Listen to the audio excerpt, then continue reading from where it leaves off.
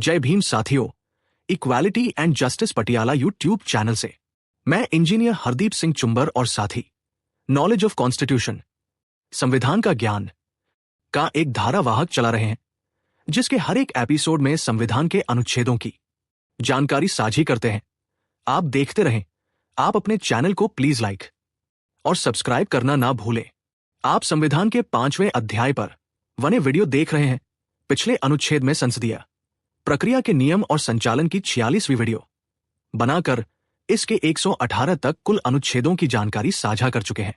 आज हम इस अध्याय के अंतर्गत आज के एपिसोड में संसदीय प्रक्रिया के नियम और संचालन 47वीं वीडियो बनाकर इसके 119वें अनुच्छेद की जानकारी साझा करेंगे।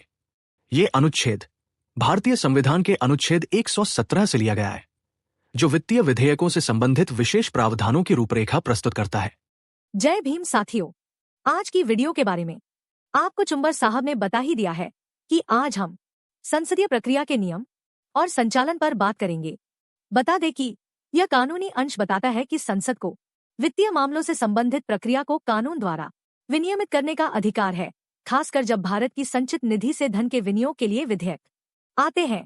इस विनियमन का मुख्य उद्देश्य वित्तीय कार्य को समय पर पूरा करना है। यह प्रावधान स्पष्ट करता है कि यदि संसद द्वारा बनाया गया कोई कानून सदन के अपने नियमों या स्थायी आदेशों से असंगत होता है, जो अनुच्छेद 118 के तहत बनाए गए हैं, तो कानून का प्रावधान प्रभावी होगा। इसका अर्थ है कि वित्तीय व्यवसाय के संबंध में कानून की शक्ति संसद के आंतरिक नियमों से अधिक मानी जाएगी, ताकि आवश्यक वित्तीय कार्य कुशलता से और समय सीमा के भीतर संपन्न हो सके। चलो आओ सुने अनुच्छेद में क्या लिखा है। भारत के संविधान का अनुच्छेद 119 है। संसद में वित्तीय कार्य के संबंध में प्रक्रिया का विधि द्वारा विनियमन।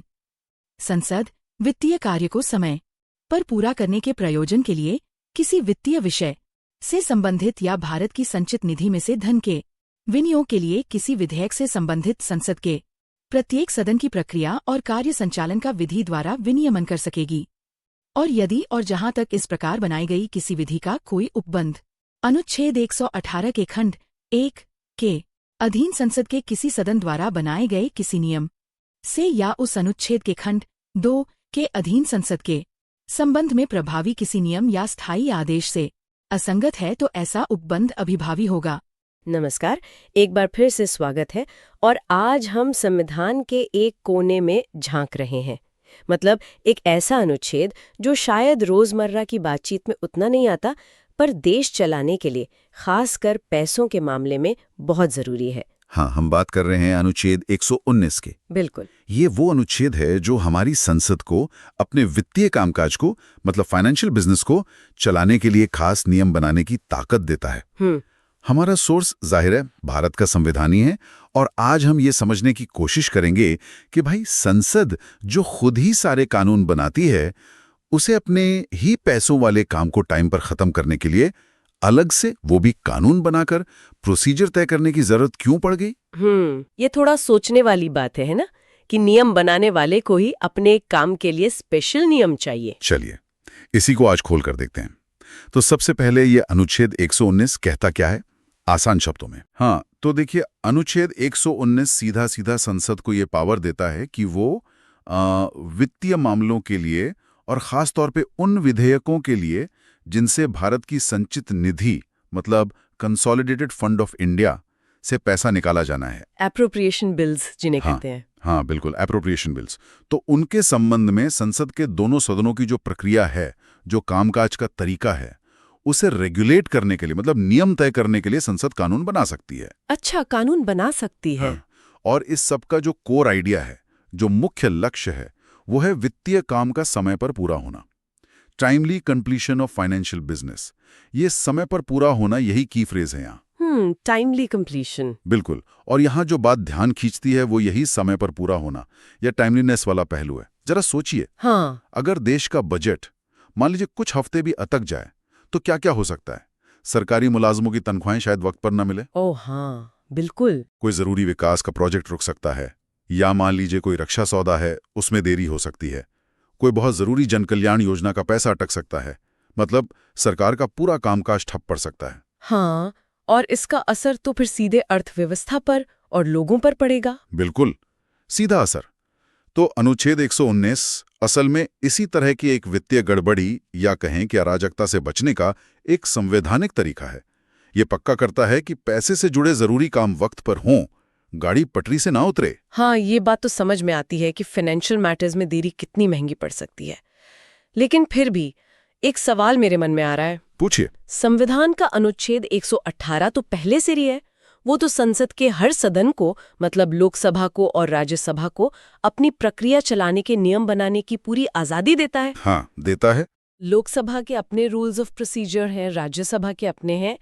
तो जब ये सामान्य नियम बनाने की शक्ति पहले से मौजूद है, तो फिर वित्तीय कामकाज के लिए अलग से अनुच्छेद 119 के तहत कानून बनाने की क्या खास जरूरत पड़ गई? मतलब वो सामान्य नियम काफी नहीं थे क्या? ये बहुत अच्छा सवाल है। और यहीं पर अनुच्छेद 119 की असली खासियत, उसकी ताकत सामने आती है। देखिए, अनुच्छेद 119 में एक बहुत महत्वपूर्ण बात लिखी है। क्या? वो ये कहता है कि अगर अनुच्छेद 119 के तहत संसद ने कोई कानून बनाया वित्तीय प्रक्रिया के लिए, और वो कानून अनुच्छेद 118 के तहत सदन द्वारा बनाए गए किसी नियम या स्टैंडिंग ऑर्डर से मेल नहीं खाता, मतलब दोनों में कोई टकराव है, कोई इनकंसिस्टेंसी है, तो अनुच्छेद 119 के तहत बनाया गया कानून ही माना जाएगा, वही लागू होगा। It shall prevail. अच्छा, प्रिवेल करेगा, मतलब वो सामान्य नियम फिर उस वक्त साइड में हो जाएंगे। हाँ बिल्कुल, आप कह सकते हैं कि वित्तीय जरूरत इतनी महत्वपूर्ण मानी गई है कि उसके लिए बनाया गया विशेष कानून संसद के अपने ही सामान्य प्रक्रिया वाले नियमों को भी जरूरत पड़ने पर ओवरराइड कर सकता है। ये तो काफी बड़ी बात है। मतलब संसद के अपने नियम और एक विशेष कानून जो उन नियमों के ऊपर है, सिर्फ वित्तीय मामलों के लिए। हाँ बिल्कुल, ये दिखाता है कि संविधान बनाने वालों ने वित्तीय स्थिरता और कॉन्टिन्यूटी को कितनी ज्यादा अहमियत दी। अब सोचिए, कौन से सामान्य नियम हो सकते हैं जिन्हें शायद ओवरराइड करने की जरूरत पड़ जाए? जैसे हो सकता है किसी बिल पर बहस के लिए कम से कम इतने घंटे चाहिए, ऐसा कोई नियम हो, या हर बिल को स्टैंडिंग कमेटी में भेजना ही होगा, ऐसा नियम हो, या नोटिस पीरियड का कोई नियम हो। सामान्य हालात में ये नियम बहुत जरूरी है ताकि हर पहलू पर ठीक से विचार हो सके। हाँ बिल्कुल, चेक्स एंड बैलेंसेस के लिए। सही कहा। लेकिन अनुच्छेद 119 ये दरवाजा खुला रखता है कि अगर कभी ऐसी नौबत आ जाए कि इन सामान्य नियमों को मानने से वित्तीय काम में बहुत ज्यादा, मतलब अनएक्सेप्टेबल देरी हो रही हो, तो संसद कानून बनाकर एक अलग, शायद ज्यादा तेज प्रक्रिया अपना सकती है। ये दिखाता है कि फाइनेंशियल अर्जेंसी को कितनी प्राथमिकता दी गई है। यहाँ ये बात वाकई में दिलचस्प हो जाती है कि संसद को अपने ही बनाए नियमों को बदलने या साइड करने की शक्ति दी जा रही है, लेकिन सिर्फ वित्तीय मामलों में, और वो भी बकायदा कानून बनाकर। ये कानून बनाकर वाली शर्त क्यों? मतलब सदन सीधे सीधे अपने नियम क्यों नहीं बदल सकता था उस खास वक्त के लिए? हाँ, ये कानून द्वारा या बायलॉ शब्द का इस्तेमाल यहाँ बहुत सोच समझ कर किया गया है। इसके पीछे कई वजह हो सकती हैं। जैसे कि एक तो देखिए, कानून बनाने की प्रक्रिया सिर्फ सदन के अंदरूनी नियम बदलने से कहीं ज्यादा फॉर्मल, ज्यादा पारदर्शी और ज्यादा स्थायी होती है। कानून बनाने में दोनों सदनों की भूमिका होती है, फिर राष्ट्रपति की सहमति भी चाहिए होती है। हाँ, पूरी लेजिस्लेटिव प्रोसेस फॉलो करनी पड़ती है। बिल्कुल। तो ये प्रक्रिया सुनिश्चित करती है कि सामान्य नियमों को ताक पर रखने का फैसला हल्के में ना लिया जाए, उस पर पूरी गंभीरता से विचार हो। दूसरा, कानून एक पब्लिक डॉक्यूमेंट होता है, गैजेट में छपता है, इससे जवाबदेही बढ़ती है। अच्छा। और तीसरा, शायद ये शक्ति के गलत इस्तेमाल को भी रोकता है। सोचिए, अगर सदन रोजमर्रा के काम की तरह आसानी से अपने नियम में बदल सकता, तो शायद इस छूट का इस्तेमाल ज्यादा बार होता। लेकिन कानून बनाने की प्रक्रिया थोड़ी लंबी और जटिल है। हाँ, उसमें समय लगता है। हाँ, तो ये एक तरह से सुनिश्चित करता है कि ये जो असाधारण शक्ति है, इसका इस्तेमाल तभी हो जब वाकई जरूरत हो। ये एक तरह का सेफ्टी वॉल्व है, आप कह सकते हैं। ठीक है, ये बात समझ आई कि प्रक्रिया को गंभीर बनाया गया है। लेकिन यहाँ एक और सवाल मन में आता है। जब हम समय पर काम पूरा करने पर इतना जोर दे रहे हैं और उसके लिए सामान्य नियमों को अनदेखा करने की भी बात कर रहे हैं, तो क्या इसका एक खतरा ये नहीं है कि जल्दबाजी में किसी जरूरी वित्तीय बिल पर ठीक से बहस ही ना हो पाए या उसकी जांच पड़ताल अधूरी रह जाए? मतलब कहीं ऐसा तो नहीं कि एफिशिएंसी बढ़ाने के चक्कर में डेलिब्रेशन की क्वालिटी, मतलब विचार विमर्श की गहराई, कम हो जाए? ये बिल्कुल जायज चिंता है, और सैद्धांतिक रूप से, थ्योरेटिकली, ये रिस्क तो हमेशा रहता है।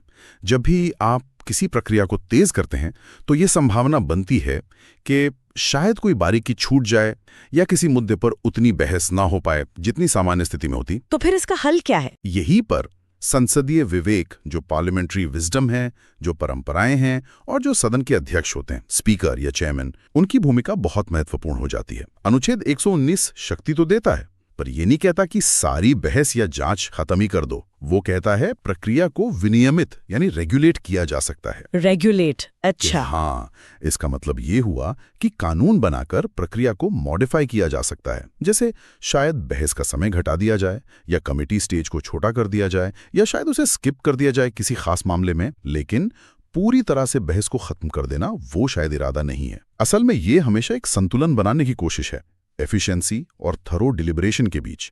मतलब काम जल्दी भी हो और ठीक से भी हो। संसद को यह संतुलन साधना पड़ता है। तो ये संतुलन कैसे साधता है, ये उस समय की राजनीतिक स्थिति क्या है, मुद्दा कितना गंभीर है और संसद खुद कितनी समझदारी दिखाती है, इस पर निर्भर करता है।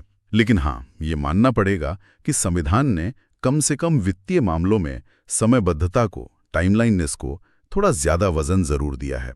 शायद इसलिए क्योंकि वित्तीय देरी के नतीजे बहुत बुरे और दूर तक जाने वाले हो सकते हैं। तो ये संतुलन वाली बात काफी अहम है।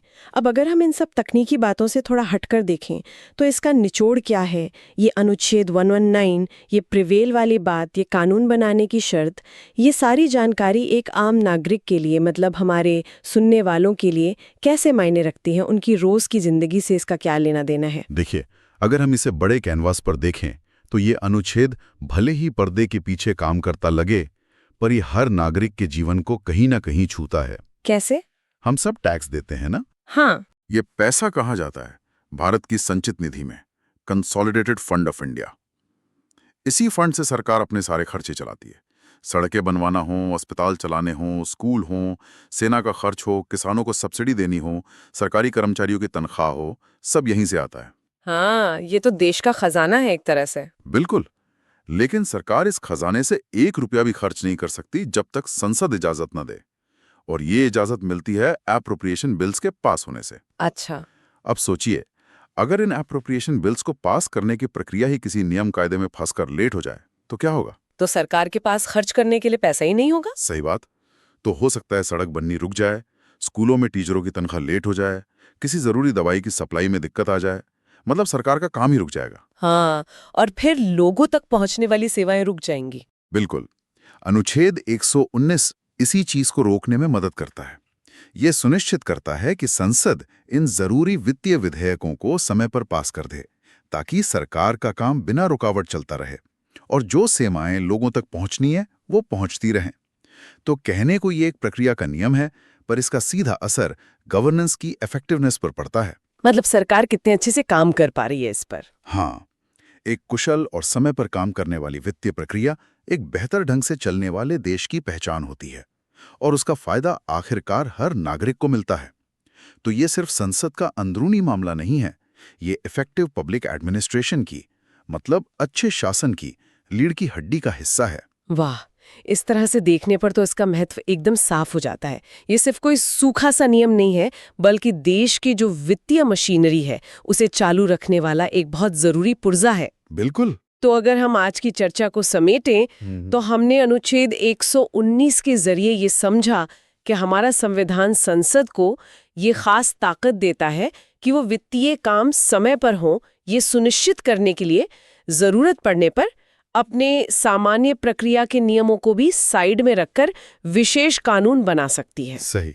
और इसका मकसद है देश का फाइनेंशियल मैनेजमेंट ठीक से चलता रहे, प्रभावी ढंग से चलता रहे, ताकि सरकार का कामकाज और लोगों के लिए योजनाएं बिना किसी रुकावट के आगे बढ़ती रहे। बिल्कुल सही कहा आपने।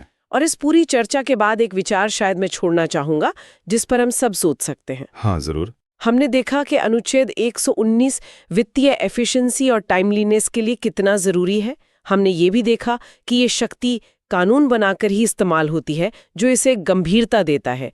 लेकिन भविष्य में जैसे जैसे आर्थिक और राजनीतिक हालात बदलेंगे, संसद इस शक्ति का इस्तेमाल कैसे करती है, ये देखना हमेशा महत्वपूर्ण रहेगा। क्या हमेशा एफिशिएंसी और गहरी बहस के बीच सही संतुलन साधा जा सकेगा? क्या कभी इस शक्ति का इस्तेमाल मतलब प्योरली राजनीतिक फायदे के लिए भी हो सकता है, भले ही ये बनी वित्तीय जरूरत के लिए हैं। ये कुछ सवाल हैं जो भविष्य के लिए हैं, और ये दिखाते हैं कि संविधान के प्रावधान कितने डायनामिक होते हैं और उनकी इंटरप्रिटेशन और एप्लीकेशन समय के साथ कैसे बदल सकती हैं। ये संतुलन बनाए रखना हमेशा एक चुनौती रहेगी। निश्चित रूप से ये एक बहुत अहम सवाल है। किसी संवैधानिक प्रावधान का इरादा क्या था और असल में उसका इस्तेमाल कैसे हो रहा है, और इन दोनों के बीच संतुलन कैसे बना रहे। बहुत विचारणीय बिंदु। और इसी विचार के साथ संविधान के इस अहम लेकिन शायद कम चर्चा में रहने वाले पहलू पर हमारी आज की ये बातचीत यहीं समाप्त होती है। उम्मीद है आपको इसमें कुछ नया और दिलचस्प जानने को मिला होगा। धन्यवाद साथियों, आपने वीडियो को पूरा सुना। उम्मीद है आपको इससे आपकी जानकारी बढ़ी होगी। संविधान के ज्ञान अध्याय के अंतर्गत इसके आगे के अनुच्छेदों पर अगली वीडियो में बात करते रहेंगे। आप equality and justice Patiala YouTube channel के साथ जुड़े रहें। अगर आपको पसंद आए तो कृपया इसे लाइक, शेयर और कमेंट करें। अगर चाहते हैं कि आपके भाई, बहन और मित्रों को भी संविधान का ज्ञान हो तो कृपया इस वीडियो को उनके साथ साझा जरूर करें। आपके पास वीडियो पहुंचती रहे तो आप चैनल को सब्सक्राइब जरूर करें। अब हमें अनुमति दें। जय भीम, जय भारत, जय संविधान।